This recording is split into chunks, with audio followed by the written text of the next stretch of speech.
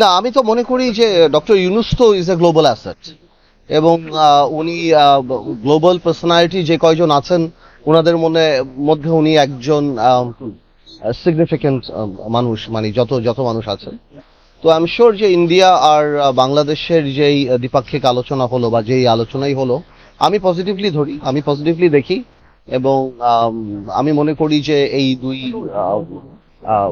Head of স্টেটের head of স্টেটের যে আলাপ আমাদের দেশের জন্য ভালো কিছুই নিয়ে আসবে।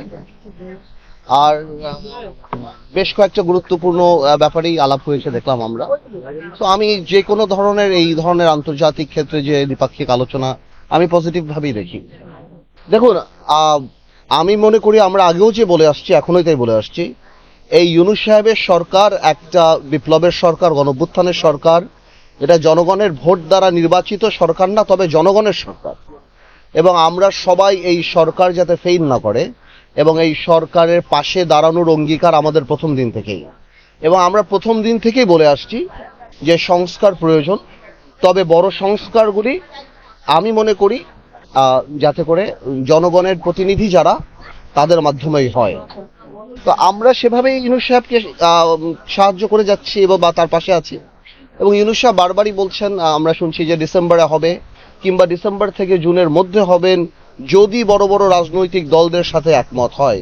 তো আমি এটা বিশ্বাস করতে চাই যে নির্বাচন ডিসেম্বর মাসেই হবেন, এবং প্রয়োজনীয় সংস্কারগুলি হবেন। যেগুলি হবে না সেগুলি ভবিষ্যৎ যে জনগণের সরকার যে হবে ইনশাল্লাহ তারাই করবেন। না, আমরা তো দল গোছাচ্ছি। আমরা আপনারা জানেন যেটা আমরা অনেক আগে থেকেই, বাংলাদেশ জাতীয় পার্টি বিজেপি এখন যে কোনো সময়ের চেয়ে আগের চেয়ে অনেক বেশি শক্তিশালী এবং রেলিভেন্ট এবং প্রাসঙ্গিক রাজনীতিতে। তো আমরা করছি এখন, ঈদের পর থেকে এখন আবার আমাদের কাজ আরম্ভ হবে। ঢাকাতে আসনগুলি বা অন্যান্য যে আসন, আমরা হয়তো জুন মাস থেকে আসন ভিত্তিক আলাপ আলোচনায় যাব, বা ক্যান্ডিডেট নিয়ে আমরা বেশি কনসেন্ট্রেট করবো। এগুলি এখনো টু আর্লি টু সে। না, নির্বাচন হবে, কোন সংস্কারগুলি কি নির্বাচনের ইনফ্রাস্ট্রাকচারকে কোনোভাবে এফেক্ট করে কিনা, দ্বিপাক্ষিকের কোনো আলোপার আসনে, এই ব্যাপারগুলি এখনো আমাদের কাছে পরিষ্কার না যে এই সরকার কোন সংস্কারগুলি করবে। কিন্তু তার সেই সংস্কারের উপর অনেক সেই নির্ভর করে যে আগামীতে কি রকম নির্বাচন হবে, ক্যান্ডিডেট কারা হতে পারবে, বা কি আলাপ হতে পারে, বা কি ধরনের নির্বাচনী ঐক্য হতে পারে। তো আমার মনে হয় আরেকটু সময় লাগবে। দেখেন, আমি আপনাকে একটা কথা বলি, আমি দ্রুত না, আমি সেই ব্যাপারে কথা বলবো না।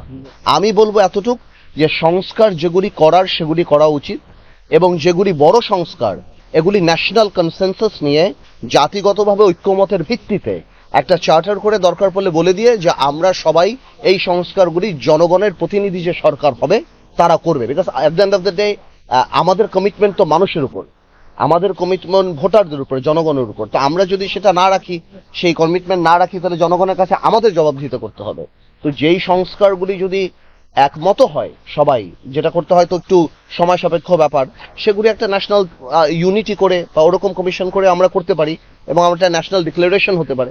এরকম অনেক কিছুই হতে পারে। বাট আমি মনে করি সংস্কারের কথা বলে আসলে এই এত বছর নির্বাচন হয় নাই, মানুষ তাকিয়ে আছে, এবং জনপ্রতিনিধিত্বের একটা ব্যাপার আছে। আপনি দেখেন, যারা হয়তো ঢাকা সিটিতে একজন ভদ্রলোক বা কয়বার ওয়ার্ড কমিশনের কাছে যায় আমরা বলতে পারি না।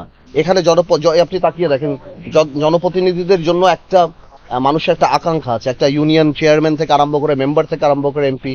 আমার মনে হয় যে সেই জিনিসগুলি মাথায় রেখে নির্বাচনের দিকে চিন্তা করা উচিত।